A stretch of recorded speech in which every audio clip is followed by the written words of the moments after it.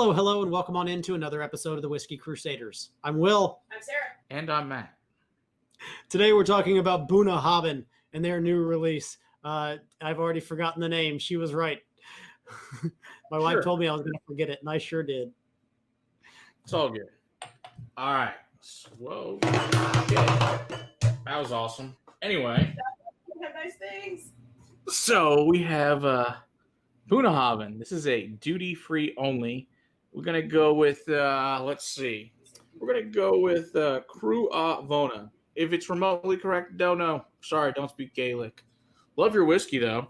So, anyway, if you want to see the history of Bunnahabhain, it is back on probably like a year ago video about Bunnahabhain on an independent bottler. So this is, like I said, a duty-free only at 50%, non-show colored, non-filtered. This is a heavily peated one from Bunnahabhain, which is usually very light peat, like 2 to 7, depending on the expression. And this is a bottle that my brother-in-law, who's in the U.S. Army, got when he got his change of command station from Germany to Alaska. And he happens to be visiting as he's now moving change of station to Virginia. So he's here and said, we need to review this bottle because he knew how much we love peat. So we want to thank my brother-in-law, Mike Topping. Thank you very much for your service. And really appreciate everything you do for this country and for this bottle that we are reviewing tonight. So thank you very much. And it smells great. It really does. So you don't have a lot of chances to get peat, and plus it's a liter bottle, which is cool. And like I said, since it's only over in the duty freeze, it's just really nice. We don't get an opportunity to get a lot of these. Let's see what we get here. We're not flying international every other week, Matt. No, I'd love to. That would be fantastic. As long as someone pays for my airfare, it'll be great. Since I'm not rich, I'll be not doing that. Oh, it smells so good. It's nice, that's light, ashy, lemon lime. Yeah. Butterscotch and caramel. Vanilla tones are in there as well, but it's very citrusy. Very. And then again, that kind of smoky ash, smoky peat. Like orange. Yeah, like an orange pledge with a little bit of chocolate shavings, a little bit of raspberry. Your creosote's in there, but it's a much lighter creosote than most peated whiskeys. And it's a real light, faint ash. I think it'd be like a campfire that's been put out for a while, and it's a little bit of plume of smoke are coming out of it. Oh, it smells so good. Yeah, the embers are still going, but it was long since put out. Exactly. Yeah. So this one, what the word that we cannot pronounce means is peat stack. So basically, you just take a bunch of stacks of peat, bricks of peat, and they're just stacked around, and that's what the word means. And yeah, there's a peat stack, which of course they use, dry the barley to get this beautiful sensation. So let's see what we can get taste.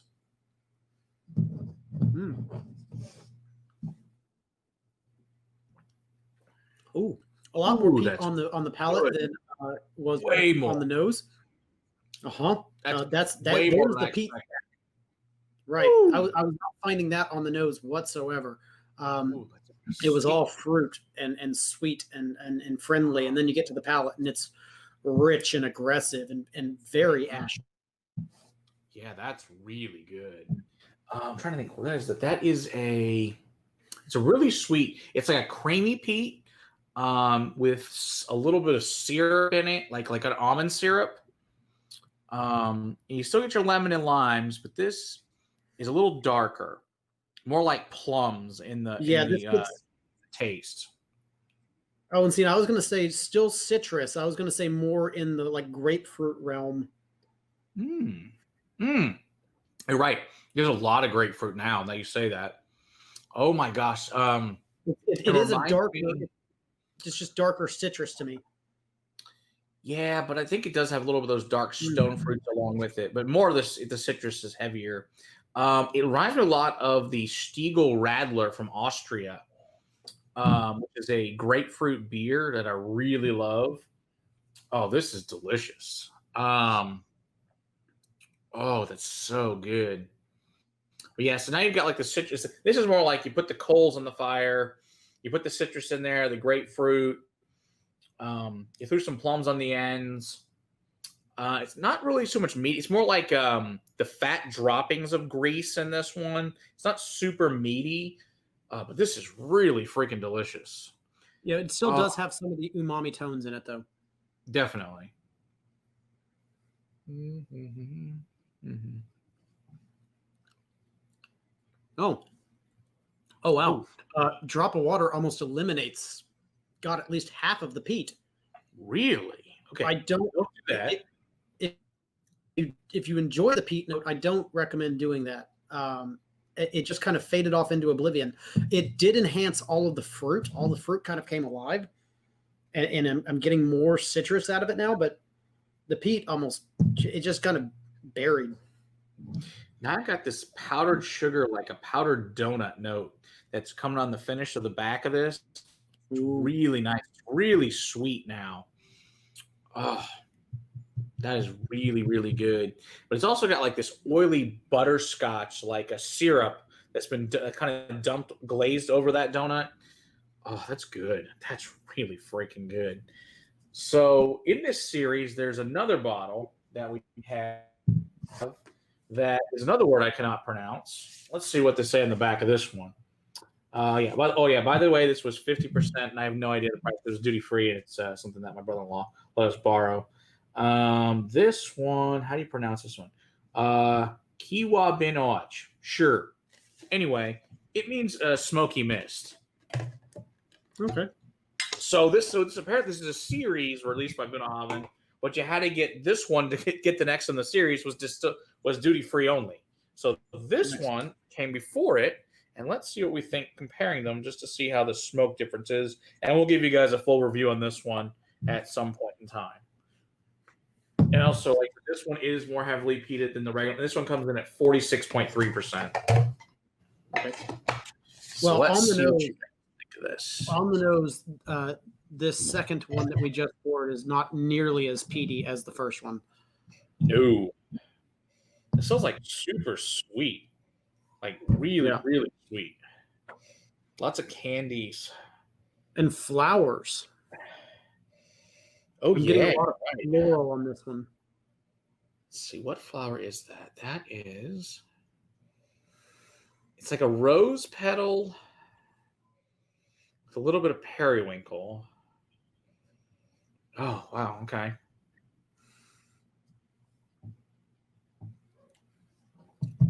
More peat on the palate on that one as well. Mm-hmm. I was going to say the same thing. These are both very, very deceptive.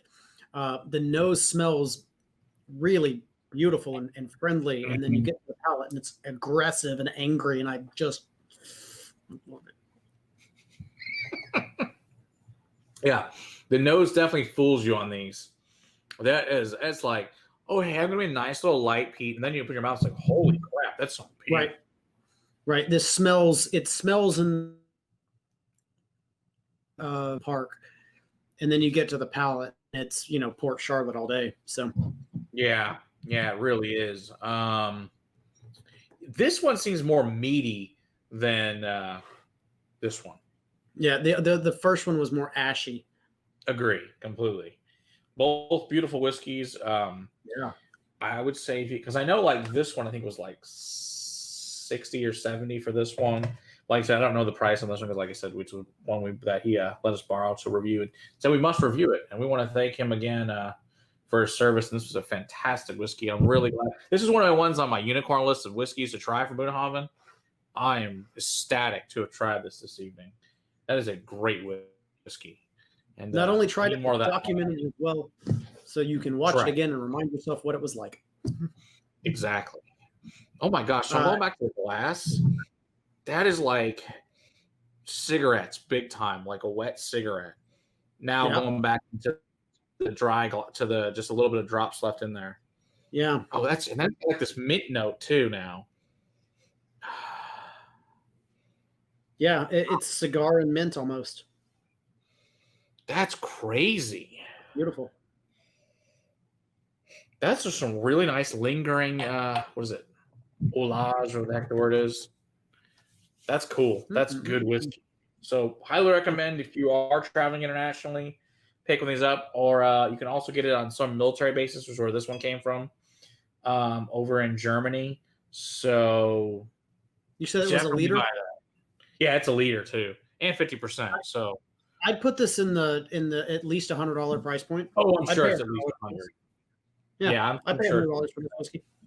Oh, absolutely. This is freaking delicious. Yeah. That is great whiskey. Answer is yes, please.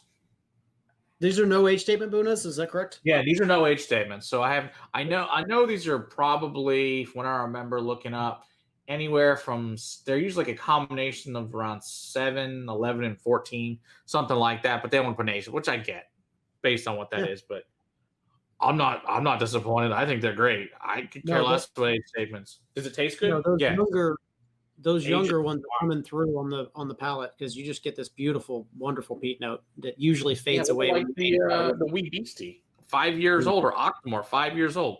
Holy crap, the flavors are incredible after 5 years. Yeah. All right. So fantastic. Yes. And thank you again. Appreciate it a whole bunch. Mm-hmm. Don't forget to hit that like, subscribe button. Oh, I got a little button here somewhere. Where's that thing? Let's see. Don't forget to hit that like and subscribe button and hit that notification bell. And until next time, keep on crusading for better whiskey in your glass. Cheers. Cheers. That is damn good. It's really good stuff.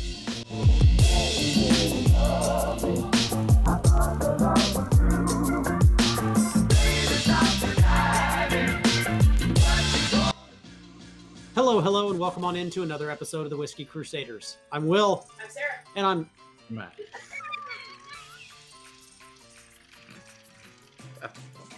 fucked it up. I didn't know you were going to say anything. I know. That's why it was going to be funny. But then I fucked it up. I was going to say, and I'm Matt for some fucking reason. Nice.